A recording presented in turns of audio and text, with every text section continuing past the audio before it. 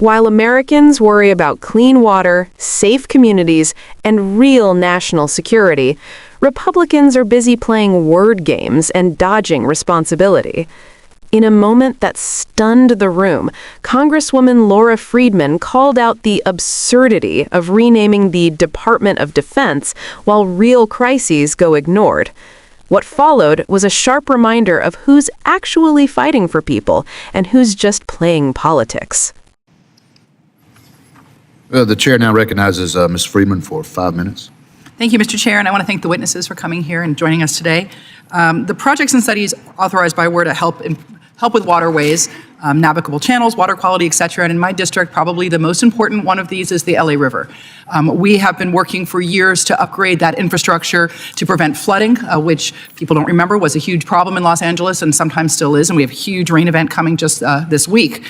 We are also making that river accessible to the public and building parks and bikeways along it. In fact, just a couple months ago, I brought Ranking Member Larson, and he was really shocked to see the number of people that were using that recreation in a dense park-poor area on a weekday afternoon. So I look forward to continuing to see that resource revitalized for my community. I want to come back to that. But first, I want to turn to a key priority for the ports of Los Angeles, having funded the Harbor Maintenance Trust Fund with revenues from the Harbor Maintenance Tax, which is the HMT. In fact, donor ports like Long Beach account for 50% of all HMT revenue, yet historically they've received less than 2% of HMT revenue in return. So they're donor ports and they're not getting that revenue back. So in 2020, Congress enacted Section 102 of WRDA 2020, which provided 12% of annual HMTF revenue for expanded uses at donor and energy ports. Mr. Hasabagaba, even though this funding was authorized in 2020, as you know, it took 4 years for the Port of Long Beach to receive a payment of $49 million. Can you elaborate on how the port is using that funding? And also whether, what you will be using that kind of funding for in the future, briefly, if you can do it. Thank you for your question, Congresswoman. It's important to distinguish between the donor and energy port funding allocated through WRDA 2014, which is continuing to be allocated, and the additional funding through that, what you referenced, Section 102 for in-water expanded uses, that was authorized in WRDA 2020. So what that means for us, the nation's second busiest port, a massive economic engine that generates nearly 3 million jobs and moves cargo through every congressional district, what that meant for us is, in contrast, Section 102 funding, which was not included in the FY25 core work plan, is about $380 million nationwide. For Long Beach, that is a difference of $5.7 million without Section 102 versus $49 million that we received the year prior. So you're talking about nearly a 90% drop in funding that is critical to keep this project that is important for the national security and the national transportation system to be delivered. Sure, and we all saw during COVID that the ports are so essential in terms of supply chain. We saw boats not being able to get in and out and what that meant for consumers, what that ment for prices. So I look forward to engaging with my colleagues to make sure that the funds are allocated as congressionally directed. I want to go back now to the LA River, and I'm going to direct my questions to Ms. Uffner.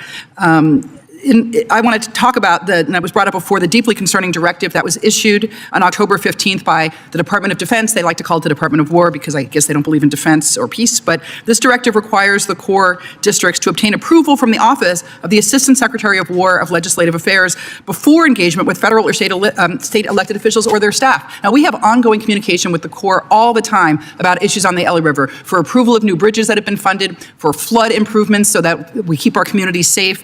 We have had several conversations with the Corps' LA district over the course of this year to get critical updates on ongoing projects like the restoration project, but now they can't talk to us. They literally, under this directive, can't talk to a member of Congress before getting sign-off from the Secretary of War, which makes no sense to me at all. I want to know from you how you think that this new bureaucracy and bloat is going to impact costs, how it's going to impact the ability to protect people from flooding, to get these funded projects done at a time when tariffs are already driving the cost up increasingly every single week. What kind of effect is this going to have? Thank you for your question, Congresswoman. This could potentially have a impact definitely on the WRDA process, let alone with everyday conversations with the Corps. The challenge is, if you have all three partners work together on WRDA, making sure communities are safe with water, the communication is key at the end of the day because you have to communicate what is working, what is not working. The Corps has to have the ability to go to Congress and say, hey, here are some of the water problems here are some of the water problems within the communities, and here are some of the non-federal sponsors that have come to me. The non-federal sponsors need to go to the Corps and say, hey, I'm having this problem. Could you help us design something where I can take to Congress? And if that leg is taken out of the equation, it may impact the future word cycle. Thank you. Well, I'm extremely concerned about the impact of this on life and safety, so I want to thank you so much for being here, and I yield back. What makes this moment so powerful is how clearly it exposes the disconnect between political theater and real-world consequences. While families are worried about clean water, infrastructure, and safety in their communities, some lawmakers are busy obsessing over symbolic rebranding instead of doing the work that actually protects people. Laura Friedman didn't just criticize a name change, she highlighted how performative politics distracts from urgent responsibilities that impact lives every single day. Her remarks cut straight to the point. When leaders focus more on optics than outcomes, communities pay the price. Instead of addressing water shortages, environmental risks, and public safety, energy is wasted on ideological posturing. It's a reminder that governing isn't about slogans or symbolism, it's about solving problems.